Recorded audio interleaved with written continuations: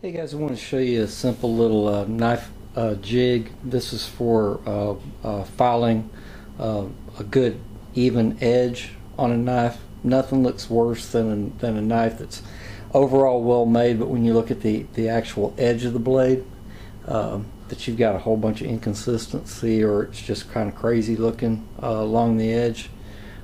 This will help you keep it a little more consistent. What this is it's just a junky little Harbor Freight, what was a router table, and pretty much I take off this piece of wood on it here. We get rid of that. I've already got this set up as far as everything being measured where I need it. Just take me some spring clamps. Pop this here. Now what you could do is, the way I've got this set up right here, you wouldn't have to necessarily do that. If you had some angle iron and any sort of a small table that you could actually, clamp angle iron to, and then get something on a face and get it measured, get it from the edge. It'll be a little easier to explain this whole ordeal once I get it set up. Anyway, you can see right here I've got my file. I've got it clamped onto this aluminum bar right here. We'll explain this as it goes on, how come there's all these clamps on there. This main clamp right here is just holding it in place. It lays there, so you can see the concept. Okay, lay it onto the actual blade there. Well, actually I'll lay it up here so I can show you how we get our actual measurement. Hang on just a second. Okay, I think this should be a pretty good shot. What I've got here is I got my speed square. You can tell on the degrees it's about 22-ish and 22.5-ish degrees for the angle that I'm wanting.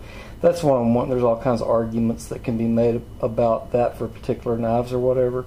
But the bottom line is that we're shooting for consistency on an edge. We just want to, well, there's a little more to it than that. But the one thing that we definitely want is consistency. We can argue about angles later. But anyway, that's the speed square there. Okay, now I just put this one spring clamp here temporarily to kind of just keep it from sliding down like that, so I could hold it up for you to see the angle and all. Anyway, I got a clamp on the end right here, just to where, if I don't go too far and pull it off, and especially when I get to drinking a few beers. Anyway, and the one right here will hit whenever it gets up to the top, and that's just your range of motion. So anyway,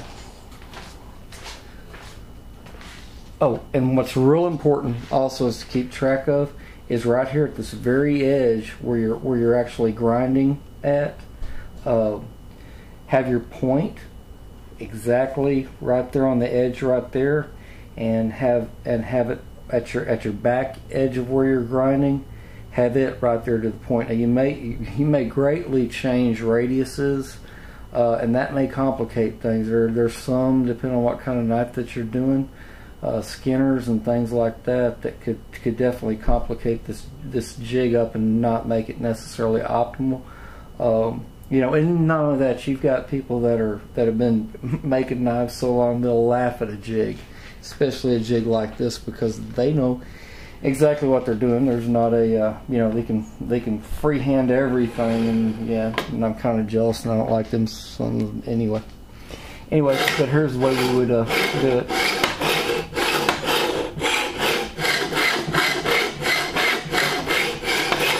I'm going to change my angle here a little bit, angle of the camera, and let you see, looking down the edge of the blade, that you can see where you can see your distinct line from the edge to the top of the bevel, and that's what you watch as you're grinding this right here, or filing it. Anyway, let me get that shot set up for you.